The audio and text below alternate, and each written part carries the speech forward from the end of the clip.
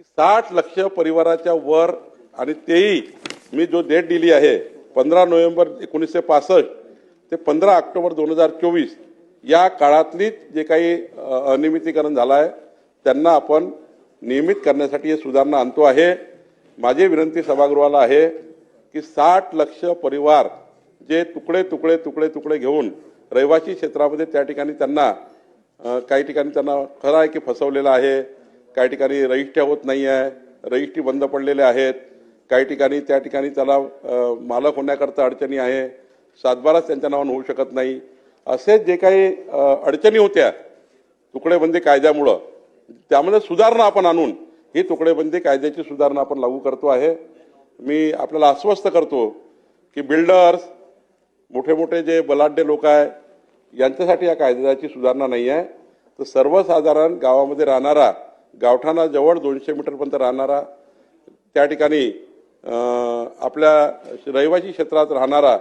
जो नागरिक आहे त्या नागरिकांना या कायद्याचा फायदा होणार आहे, सुधारणेचा फायदा होणार। आणि मी आपल्याला आवर्जून सांगेल आपल्या सर्वांनी पक्ष विरोधी पक्ष ही भूमिका त्या ठिकाणी न ठेवता आपापल्या मतदारसंघाची एक बैठक या एसओपीची घ्यावी आणि या ऑलरेडी एसओपी जाहीर झाली, अध्यादेश जाहीर झाला, फक्त याला आता आपण बिलामध्ये याचं आता बिल याला मंजूर करतो आहे। त्यामुळे 4/11/2025 ची एसओपी आपापल्या मतदारसंघात याची बैठक घ्यावी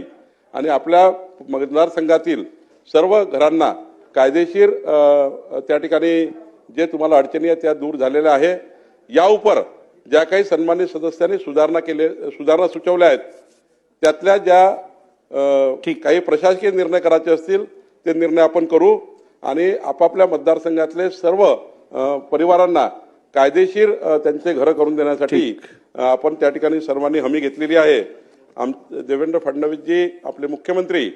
आणि दोन्ही उपमुख्यमंत्री एकनाथजी आणि अजितदादा यांनी आम्ही या ठिकाणी बसून या अत्यंत महत्त्वाची जी आमच्या महायुती सरकारची जो आमचा त्या ठिकाणी संकल्पनामा होता, जो त्या ठिकाणी मॅनिफेस्टो होता की असे जे घर आहेत त्या घरांना आम्ही कायदेशीर प्रोटेक्शन देऊ, आम्ही महायुतीच्या सरकारचा एक महत्त्वाचा संकल्पनामा आम्ही या ठिकाणी पूर्ण करतो आहे आणि 60 लाख परिवारांना 3 कोटी नागरिकांना या सुधारणेचा आम्ही फायदा करतो आहे। आपलं माझी विनंती सर्व सभागृहाला आहे की आपण एकमताने या बिलाला